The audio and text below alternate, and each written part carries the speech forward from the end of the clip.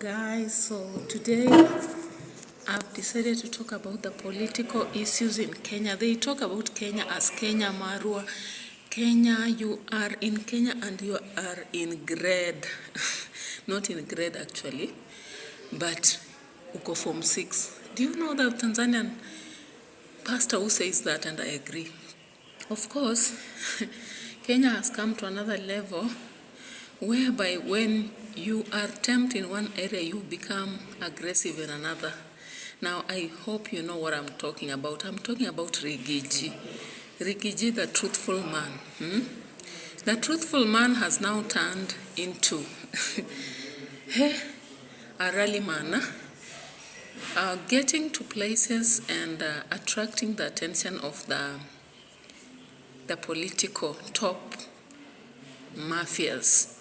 Now, I don't know exactly what he wants, because from what I know, if somebody is impeached, they may not be in for any position soon.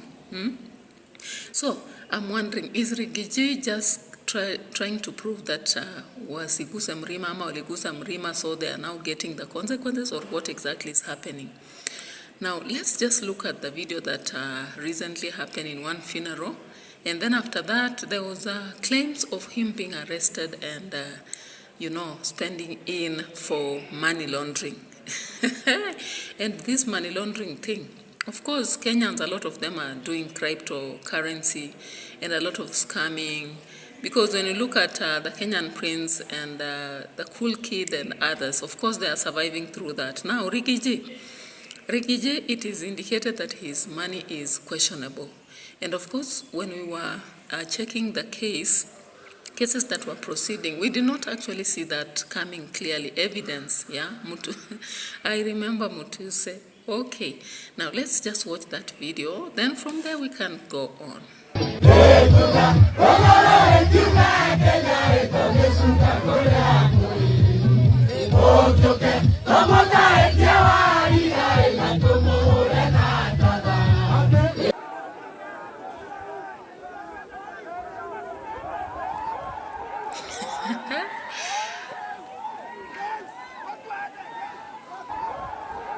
Okay, so guys, if you are in such a place, what you do have done, and of course some people are saying it was stage managed or state managed, whatever it is. What I know is that some people don't believe that there was any fracas. They are saying that Rigiji was just trying to create attention so that people try to sympathize with his situation and see that things are not good for him, or the root, of course, and his team are out of it. Now, there is one thing again I've just heard for the Mount Kenya. It is indicated that Mount Kenya are using Rigiji to get a way to make the political group see that Mount Kenya cannot stand those who stood against Rigiji and led to his impeachment. You see that the Kimani Ichung'wah, the likes of the former interior, the CS, who is now the VP, Professor Kindiki, and others. So they are not being given a space when they go to Mount Kenya. Now remember, Kindiki has only gone to Mount Kenya twice since he went into office. Now people are questioning what's up.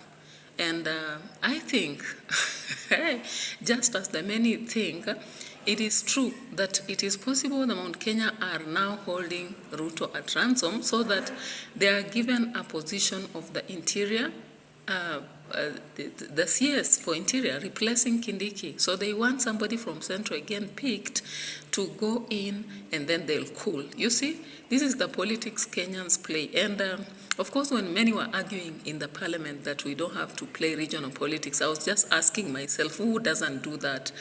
And I don't support that, but this is Kenya for us. So somebody said it's either to hame, to end the heaven, ama tufanya nini, tuingia prison. I hope it was not for the citizens, because actually, I don't know if others are feeling what I'm feeling. Like, you get even 40,000, you don't know where it has gone. You go to the supermarket, you can't buy supplies of whatever you need in the house. If you have like 3 members in a family, you cannot use 5,000 to buy what can even sustain you for 2 weeks. Imagine. Now, let's go to the matters of education. As recently, we saw how Muhiza Kitui said that if you are in Kenya and you are not seeing any problem, then you are not in Kenya, or you know, I can't put it rightly. Anyway, so somebody said this, and I'm not sure whether I have the video with somebody saying on what Mount Kenya people are doing actually. You know, like somebody said if they are given a CS for interior replacing Kindiki, then they'll cool. Now, whom do you expect? Comment on the comment sections if you think you know who this person is. Who is this that the Mount Kenya people are targeting to have in the office of the interior CS? Or is Rigiji being used so that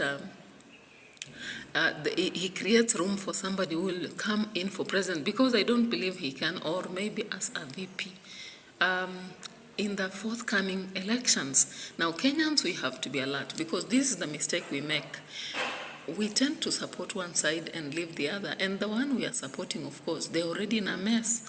You know, like a recycling of people who are already in the system of corruption and impunity. I hope you know what it means.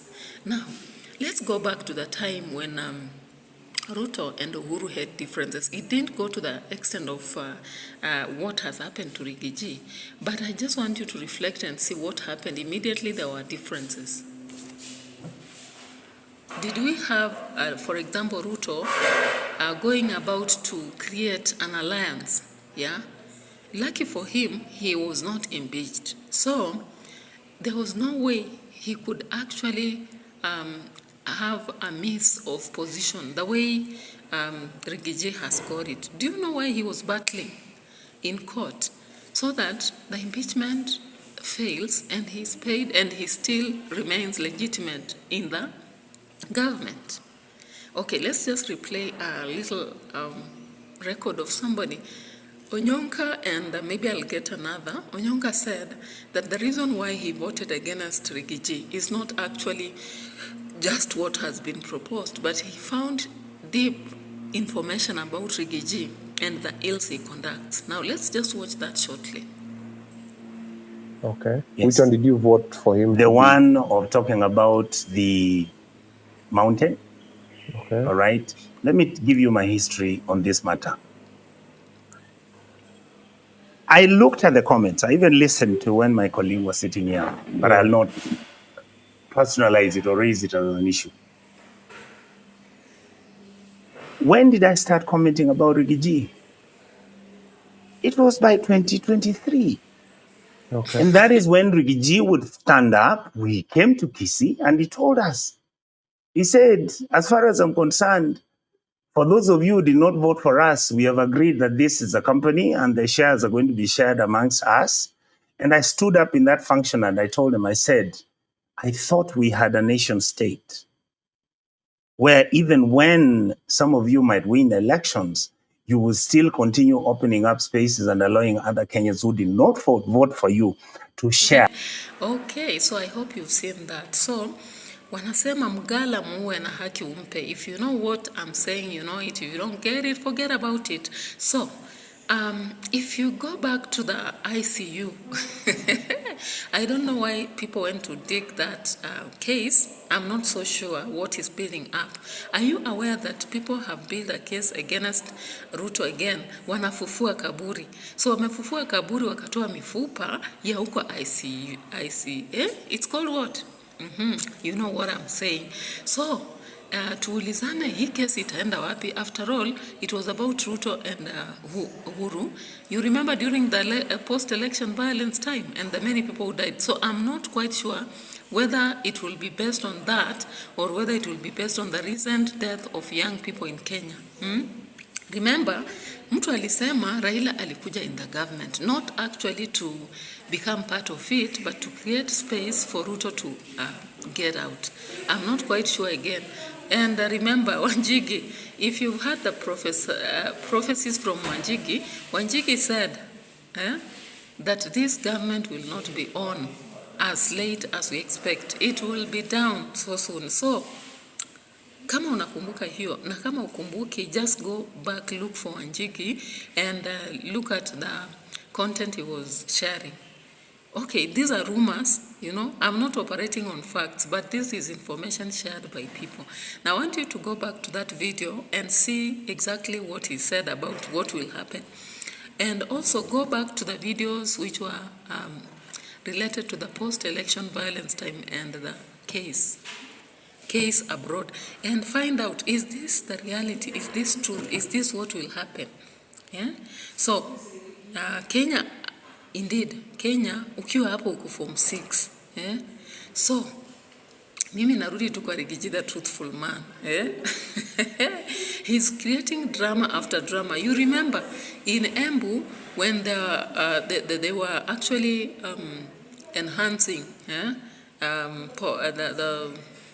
the Catholic leader there, he was there. And there was some sort of drama in news and what have you. Then there was another one, I think in Kiambu. Again, there was some fracas.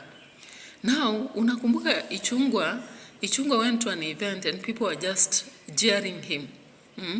Now, I don't know whether it is just one part or not. If you are my follower and you come from those areas, I really wish to get deep information into witness, you know, because it is turning up sweet and sour at the same time, and this is room for much discussion.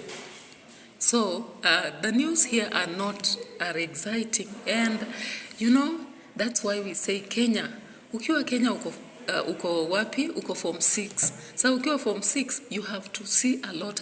Na ukitoka hapa, my friend, there is no way you cannot survive. And Kenyans, they are very creative. Every day, it is a news day. Ukiamka asubuhi nafikiria watu wanalala. We ndio unalala, my dear. So, you continue following. And if you're in the areas I've just talked about, please just share with me information about Rigiji, share information about Ruto, and share information about this case that imefufuliwa. Mifupa imefufuliwa sasa. Saa hizi tunaanza kuona hizo ghosts zenye tulikuwa tumesahau. Sasa saa hizi tutamit nazo kwa streets, tutamit nazo kwa news. So, what do you think about this? And if you don't know about it, forget about it. So subscribe to my channel if you've not subscribed. And if you are my followers, you don't know what it means to me. I'm so happy and excited about you are following, and I'm happy about what you're doing. Thank you.